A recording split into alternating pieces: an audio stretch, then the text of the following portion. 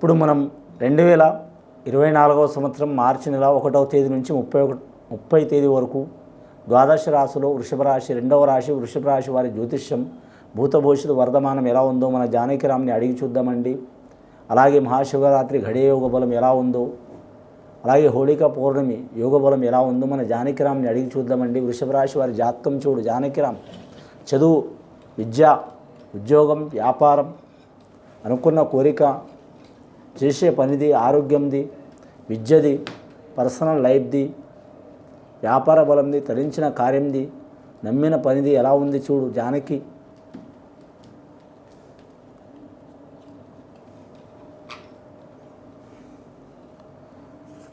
ముఖ్యంగా వృషభ రాశి వారి జాతకంలో లక్ష్మీదేవత వచ్చిందండి, విఘ్నేశ్వరుడు వచ్చిండు, షిరిడి సాయిబాబా వచ్చిండు. చాలా వరకు శుభ ఫలితాలు ఉన్నాయి వృషభ రాశి వారి జాతకంలో. చాలా వరకు రాజయోగం ఉన్నదండి. స్త్రీలకు, పురుషులకు, పిల్లలకు, బాలలకు, పెద్దలకు చాలా వరకు మాత్రం కలిసి వచ్చే అవకాశం ఉంది. ఈ మార్చి నెల మాత్రం చాలా వరకు లక్ష్మీకళ యోగ బలం ఉందండి వారి పేరు మీద. ఏ పని చేసినా కలిసి వస్తుంది వారి జాతక బలంలా. కొన్ని వారాలు, నెలల నుంచి పడుతున్న చిక్కులు, చికాకులు తొలగిపోతాయి. ఖచ్చితంగా మార్చి నెలలో మాత్రం చాలా వరకు మాత్రం వారి పేరు మీద శుభ ఘడియలు మొదలవుతున్నాయండి. కానీ మాత్రం 2024వ సంవత్సరం జనవరి, ఫిబ్రవరి నెల పడ్డ ఇబ్బందులు తొలగిపోయే అవకాశాలు ఉన్నాయండి. కానీ మహాశివరాత్రి ఘడియ వేళ మాత్రం ఖచ్చితంగా వారు మాత్రం శివాలయం సందర్శనం చేసి, కానీ గృహంలో కానీ శివాలయంలో కానీ జాగరణం చేస్తే చాలా వరకు ఏ పని చేసినా తిరుగు ఉండదండి వారి పేరు మీద. ముఖ్యంగా వారి జాతకం ఆరోగ్య విషయంలో ఏమైనా ఇబ్బందులు ఉంటే తొలగిపోతాయండి. ధన విషయంలో ఇబ్బందులు ఉంటే కలిసి వస్తుందండి. వ్యాపారంలో మాత్రం నూతన వ్యాపారాలు కలిసి వచ్చే అవకాశాలు ఉన్నాయి. ఆకస్మికంగా ప్రయాణాలు పోయినా కార్యసిద్ధి అయ్యే అవకాశం ఉందండి. ఆహార విహార విషయంలో జాగ్రత్తగా ఉండాలండి. వాహన విషయంలో జాగ్రత్తగా ఉండాలి. కానీ మాత్రం సప్తమ స్థానంలో మాత్రం చాలా వరకు గురుబలం నడుస్తుంది, కలిసి వచ్చే అవకాశం ఉంది వారి పేరు మీద. శని వీరికి మాత్రం మంచి స్థానంలో నడుస్తుంది. వీరి జాతకానికి శనేశ్వరుడు, గురుగ్రహం కూడా అనుకూలంగా ఉంది, కేతుగ్రహం కూడా అనుకూలంగా ఉంది, రాహుగ్రహాలు కూడా, ఈ 4 గ్రహాలు చాలా ఉచ్చస్థానంలో ఉన్నాయండి. వారు ఏ పని చేసినా మాత్రం కార్యాలు ఏ కార్యం చేసినా కానీ మాత్రం వారికి విజయం పొందే అవకాశం ఉంటుంది. రాజకీయ రంగపరంగా కానీ, వ్యాపార పరంగా కానీ, బిజినెస్ పరంగా కానీ, ఉద్యోగపరంగా కానీ, విద్యాపరంగా కానీ కలిసి వచ్చే అవకాశం ఉందండి. ముఖ్యంగా వీరి జాతకంలో వ్యాపార విషయంలో చూడాలంటే మాత్రం సిమెంట్ వ్యాపారస్తులు, ఇసుక వ్యాపారస్తులకు, ఇటుక వ్యాపారస్తులకు, గృహ నిర్మాణ సామాగ్రి వ్యాపారస్తులకు కలిసి వచ్చే అవకాశం ఉందండి. అలాగే ఆహార వ్యాపారం చేసేవారు కూడా కలిసి వస్తుంది.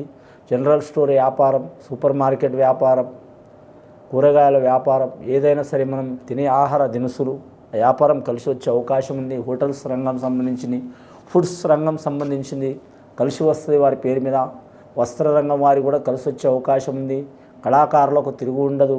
టీవీ కళాకారులు, సినీ కళాకారులు, నిర్మాతలు, డైరెక్టర్లు, టెక్నీషియన్లు, అందులో పనిచేసే కళాకారులు ఎవరికైనా సరే, అలాగే మాత్రం సంగీత కళాకారులు, గీత రచయిత రాసేవారు, గాయకులకు చాలా వరకు పేరు ప్రఖ్యాతులు పెరిగే అవకాశం ఉన్నాయి.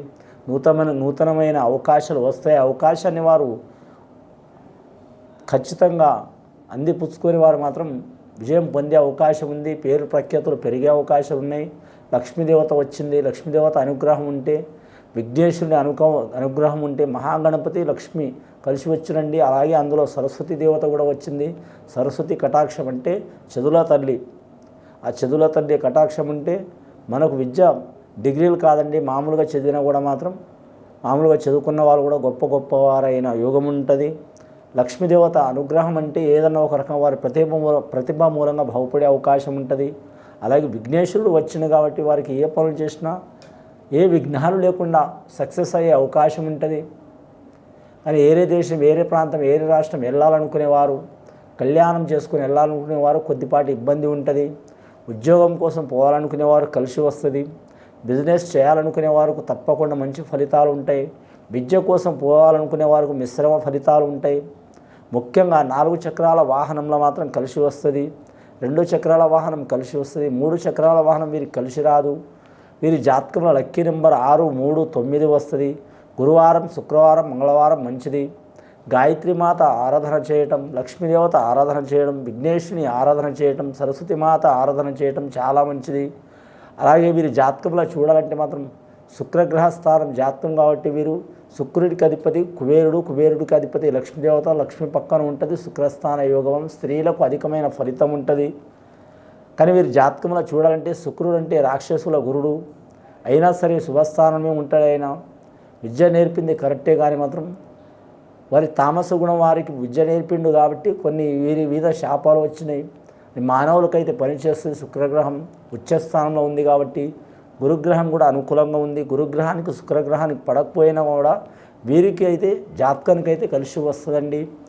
ముఖ్యంగా మాత్రం వివాహ విషయంలో ఆటంకాలు ఉన్నవారు, సంతాన విషయంలో చిక్కులు చికాకులు ఉన్నవారు, భార్యాభర్తలతో తగాదలు ఉన్నవారు, అత్తమాల సైడు లేదా తల్లుల సైడు, దాయదల సైడు విరోధాలు ఉన్నవారు, ఆ విరోధాలు తొలగిపోయి వారు సక్సెస్ మార్గంలో నడిచే అవకాశం ఉంది. వీరి జాతకంలో చూడాలంటే మాత్రం కోపం స్వభావం తొందరగా రాదు. వీరికి వచ్చిందంటే మాత్రం ఎవరి మాట వినరు. కానీ మాత్రం వీరు జ్యోతిష్యంలో చాలా వాల్యూ తీసుకుంటారు కోపాన్ని. కానీ మాత్రం చిరచిరలు ఆడే మనసులో కాదు, శాంత స్వభావాలు. అలాగే మాత్రం అందరితో కలివిడిగా ఉండే స్వభావం ఉంటుంది. ఈ మార్చి నెల చాలా అద్భుతంగా ఉంది. 90% మంచిగా ఉందండి. మహాశివరాత్రి వేళ గడియ కూడా మంచి ఉంది వీరి జాతక బలానికి. వీలైతే మహాశివరాత్రి రోజు మహాశివుడికి పూజ చేసి అలాగే గోమాతను పూజ చేయటం చాలా వరకు శుభప్రదం. అలాగే వీరి జాతక బలానికి చెప్పాలంటే మాత్రం వీలైతే శ్రీశైల మల్లికార్జున స్వామి దర్శనం చేసి మాత్రం పాతాళ గంగలో మునిగి రావటం కూడా శుభప్రదం. లేకుంటే వారు శ్రీకాళహస్తీరునికి దర్శనం చేస్తే చాలా యోగబలం. ఎందుకంటే సంతానంలో చిక్కు ఉన్న, ఆరోగ్యంలో చిక్కు ఉన్న, సంసారంలో చిక్కు ఉన్న, రుణ బాధలు ఉన్న, ధన బాధలు ఉన్న, మానసిక బాధలు ఉన్న, ఎవరికి చెప్పుకోలేని కొన్ని బాధలు ఉన్నాయి, తొలగిపోయే అవకాశాలు ఉన్నాయి. ఈ వృషభ రాశి వారి జాతకం చూడాలంటే అంశబలం మంచిగా ఉంది. వీరికి శత్రువులు అంటూ ఎవరు లేరు, అందరూ మిత్రస్థానం ఉంది. గ్రహాలు చాలా వరకు అనుకూలంగా ఉన్నాయి. కాకపోతే మాత్రం వివాహ విషయంలో చూడాలంటే మాత్రం ఇష్ట ప్రకారం వివాహం చేసుకోవాలనుకునేవారు చాలా జాగ్రత్తగా పాటించాలి, పెద్దల మాట ప్రకారం నడవాలి.